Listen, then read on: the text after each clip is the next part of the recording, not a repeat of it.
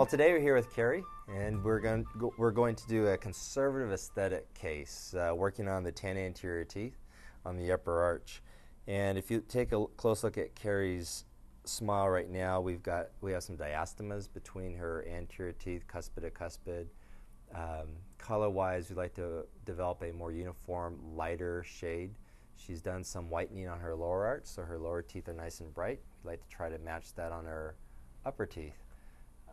What we're going to do is we're going to start with taking a lab fabricated putty stent, and over her unprepared teeth we're going to fabricate a set of acrylic, in a way, temporaries or overlays.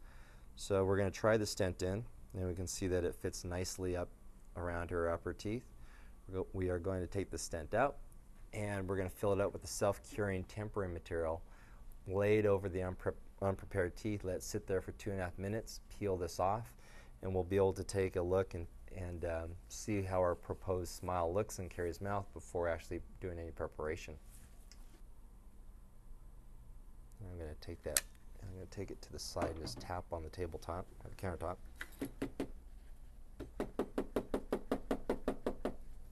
And there's no etching on the natural teeth. We want it to be able to come off.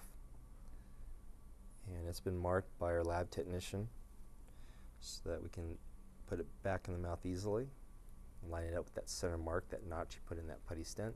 So here we are. We've had this putty stent in for 2.5 minutes, and we're just going to peel it out of Carrie's mouth and hopefully have a nice overlay of the material over her unprepared teeth so we can take a look at the shape. And we'll peel it out. There it goes. And it's going to be thin in areas because we haven't prepared the teeth. It's just a thin overlay. I'm just gently going to peel off some of the excess off the tissue areas. And the other nice thing is it gives us an idea of where we have to do some additional preparation of the teeth. Looks good.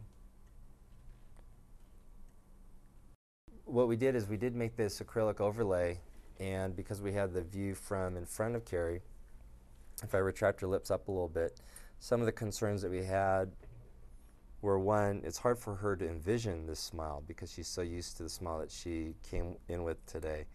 And now we've closed up the spaces between the teeth, and we're looking at the lengths of the teeth. Are the centrals long enough? Are they prominent enough in her smile? Where you see this thin acrylic over here on the cuspid, on this right cuspid, that's just because that's an area where the wax up, there wasn't a lot of wax added onto that tooth because it's already fairly prominent, so the acrylic on the unprepared tooth turned out to be thin, and that's why I had to be careful removing the excess, that we didn't just peel the whole thing off. The embrasures, the spaces on the incisal edges between the centrals and the laterals and the cuspids, we wanted to make sure that they were prominent enough but not too prominent. One of the things that Carrie shared with us is that the lengths of the teeth are more uniform from the laterals across to the centrals. And so one of the things that we could discuss, would we want to make the centrals longer? Would we want to shorten the laterals? I think it actually right now has a nice look to it, but if we want, we can actually lengthen the centrals slightly. And then one of the other things that we were looking at from a functional consideration was having Carrie bite down and just sliding forward. How long can we make those centrals if we want to lengthen them? And we can see that we do have a little bit of room. We could lengthen them and do a little enamelplasty on the lower arch. So we do have a little bit of room, a little bit of give and take here. I think the embrasure form looks nice.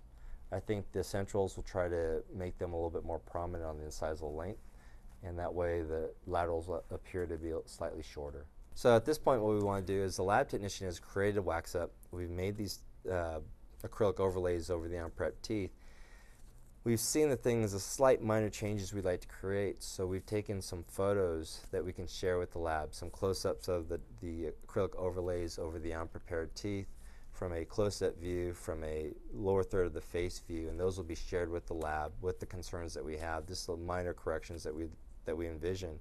And that's a great way to communicate with your lab. Otherwise, the laboratory doesn't have an idea, are they on target, are they off target, what changes need to be made to get back on target. So we need to communicate that back to the lab, and most of that will be done through photos.